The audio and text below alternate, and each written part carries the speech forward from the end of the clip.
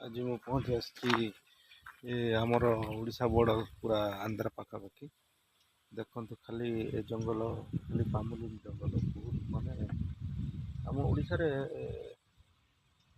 ଖାଲି ଆନ୍ଧ୍ର ବାଲା ମାନେ ସବୁ ଜାଗା ଫାଗା କିଣିକି ସବୁ କାଜୁ ହଉ, ନଡ଼ିଆ ବଗିଚା ହଉ, ଆଉ ବାଉଁଶ ତଥା ଆଉ ଆମର ଏଇ ପାମଲିନ୍ ଗଛ ସବୁ ଆଦି ଚାଷ କରୁଛନ୍ତି ସବୁ।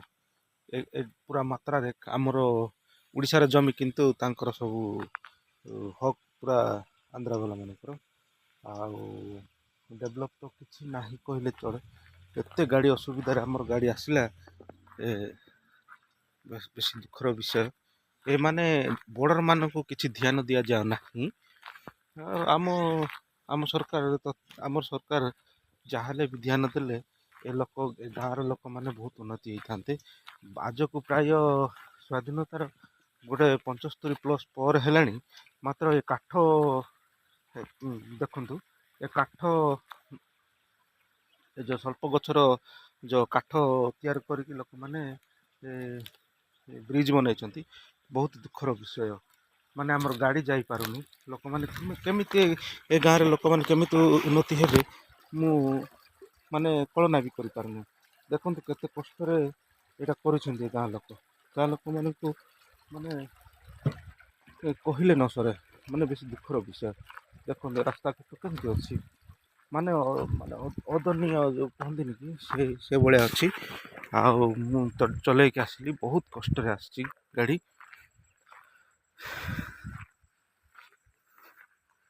ନାହିଁରେ ତ କିଛି ନାହିଁ ଏଠି। ଦେଖିବାକୁ ଗଲେ ପିଚୁ ପଡ଼ିଛି ନା, ଦେଖ ପିଚୁ ବି ଯେଉଁ ଅବସ୍ଥାରେ ଅଛି, ମୁଣ୍ଡ ଖରାପ। ମୋ ତରଫରୁ ମୁଁ କାହାକୁ ଦାୟୀ କରୁନି। ସରକାରଙ୍କୁ ଏତିକି ଅନୁରୋଧ କରୁଛି, ଆମକୁ ଏ ରାସ୍ତା ଗୁଡ଼ାକ ଠିକ୍ ଠାକ୍ କରିଦେଲେ ମାନେ ଲୋକ ଉନ୍ନତି ହେଇଥାନ୍ତେ। ଆଉ ପିଲାମାନେ ବି ଏଠାକାର ପଢ଼ାପଢ଼ି କରୁଛନ୍ତି କି ନାହିଁ, ସେ ଗାଁ ଭିତରକୁ ଯାଇଥିଲେ ଜଣା ପଡ଼ିଥାନ୍ତା। ତଥାପି ମୁଁ ଏ ଗାଡ଼ି ଛାଡ଼ିକି ଯାଇ ହେଉନି, କିଛି ହେଉନାହିଁ। ଏ ପାଖାପାଖି ଅଞ୍ଚଳର ଲୋକମାନେ ଓଡ଼ିଆ ଜାଣନ୍ତି, ରାସ୍ତା ପାଖରେ ଅଛି ତ ସେଥିପାଇଁ ମୁଁ ଯାଇ। ଦୟାକରିକି ଆମର ଦୟା କରିକି ଏ ଅଞ୍ଚଳ ଗୁଡ଼ାକରେ ବର୍ଡ଼ର ମାନଙ୍କୁ ଆଉ ଟିକେ ଧ୍ୟାନ ଦେଇଥିଲେ ଭଲ ହେଇଥାନ୍ତା।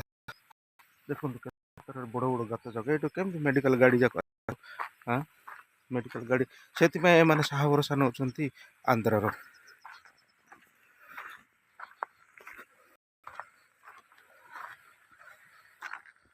ପୁରା 0 ପଏଣ୍ଟକୁ ଆସିଯାଇଛି। ଆମର ଦେଖିପାରୁଥିବେ ରାସ୍ତା ହେଉଛି ଓଡ଼ିଶାର। ଏଇଠୁ ଏ ପାଚେରୀରୁ ସେପଟକୁ ଗଲେ ଆନ୍ଧ୍ର। ଏବେ ବର୍ତ୍ତମାନ ମୁଁ ଓଡ଼ିଶାରେ ଅଛି, ଆଉ ଗୋଟେ 5 ପାଦ ଗଲା ପରେ ମୁଁ ଆନ୍ଧ୍ର। ଦେଖନ୍ତୁ ଏ ବର୍ଡ଼ରଟା ହେଉଛି ପୁରା ଆନ୍ଧ୍ର। ବର୍ତ୍ତମାନ ମୁଁ ଏବେ ଆନ୍ଧ୍ରରେ ଅଛି।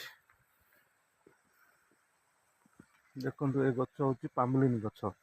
ପାମଲିନ୍ ଯେଉଁ ଅଏଲ୍ ତିଆରି ହୁଏ, ଏଇ ଗଛ ମାନେ କେଉଁ ପରିମାଣରେ କେତେ ବଡ଼ ଖଜୁରୀ ଗଛ ଭଳିଆ ବଡ଼ ହେଇଯାଇଛି। ଓଡ଼ିଶାରେ ତ ପ୍ରାୟ କାଁ ଭାଁ ଚାଷ ହୁଏ, ଏତେ ହେଉନି।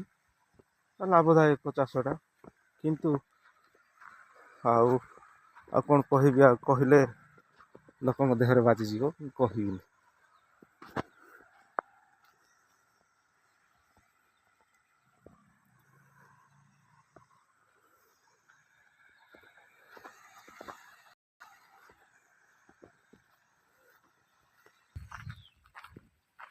ଓଡ଼ିଶାରେ ପୁରା ଶୀତର ପ୍ରଭାବ ବଢ଼ିବାରେ ଲାଗିଛି, କିନ୍ତୁ ଆନ୍ଧ୍ରରେ ଗରମର ପ୍ରଭାବ ବଢ଼ି ବଢ଼ି ଚାଲିଛି।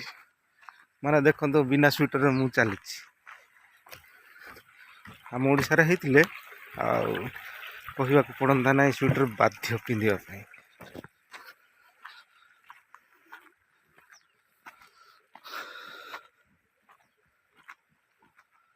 ଦେଖନ୍ତୁ କଦଳୀ ବଗିଚା କେମିତି କରାହେଇଛି।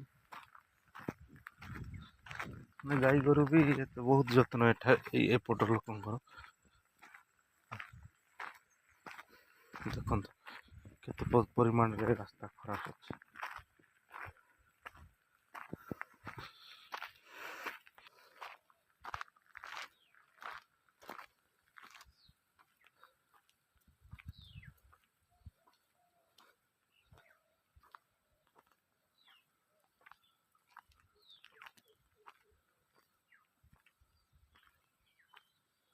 ପୁରା ଦେଖିବାକୁ ଦେଖି ନିଅନ୍ତୁ, ପୁରା କାଜୁ ଜଙ୍ଗଲ ପୁରା ଭର୍ତ୍ତି।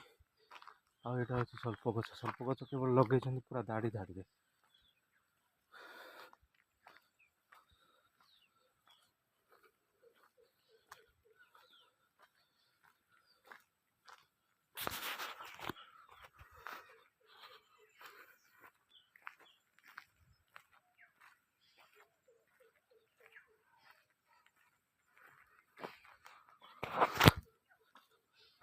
ଦେଖନ୍ତୁ ଗାଈମାନଙ୍କୁ କେମିତି ବନ୍ଧା ହେଇଛି।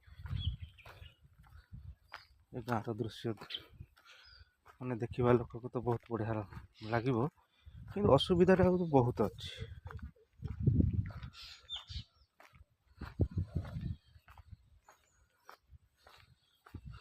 ଦେଖନ୍ତୁ ଦିନ ଗୋଟାଏ ବାଜିବା ଗୋଟାଏ ତ ନାହିଁ, ଦିନ ପ୍ରାୟ 12ଟା ବାଜିବାକୁ ଗଲାଣି। ଏ ଗାଁର ଲୋକମାନଙ୍କୁ ଗାଈ ଫାଇମାନଙ୍କୁ ଛାଡ଼ିନାହାନ୍ତି।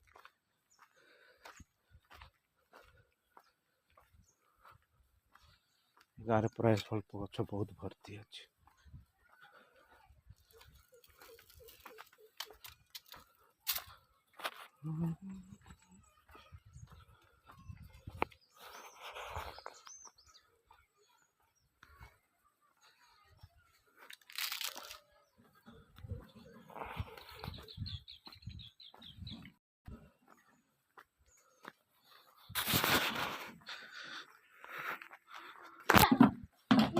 ଏଟା ମୁଗ ନା? ମୁଗ। ଦେଖନ୍ତୁ ଗାଁର ଦୃଶ୍ୟ। ଏ ଗାଁର ଗୋଟେ ଭାଇକୁ ମୁଁ ଦେଖା ହେଲା। ଏ ଭାଇଙ୍କୁ ସେ ବ୍ରିଜ୍ ବିଷୟରେ ପଚାରିବା, କେତେ ଦିନ ହେଲା ସେ ବ୍ରିଜ୍ ଖରାପ ଅଛି, ଆଉ ଏମାନେ ଦାବି କରିଛନ୍ତି ନା ନାହିଁ ସେ ବିଷୟରେ ଜାଣିବା। ଭାଇ ଠିକ୍ ଅଛି। ହେଲେ ଭାଇ ତମେ ଏ ବ୍ରିଜ୍ଟା ତମ ଏ ଗାଁର ନା କ'ଣ କହିଲ? ଚିନାକୁଣି ବଦ୍ରା ଗାଁ ନାଇଁ।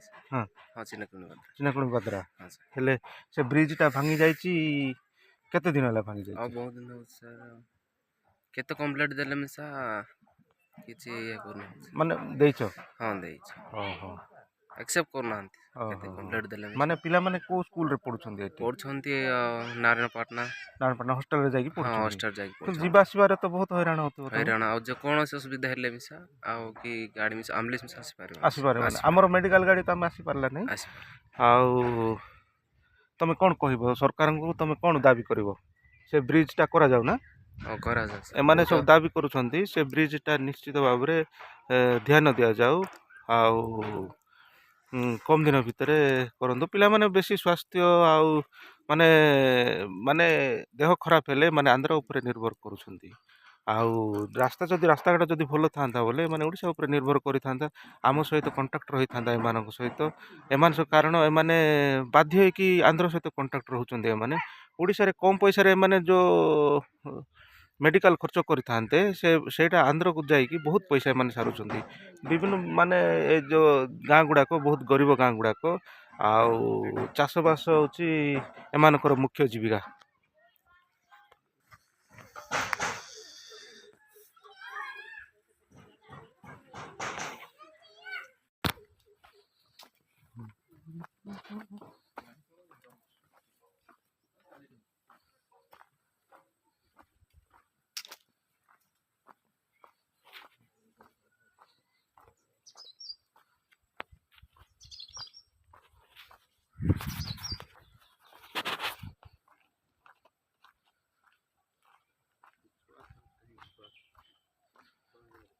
କିଲୋମିଟର କାମୁଲି ଲାଗିଛି।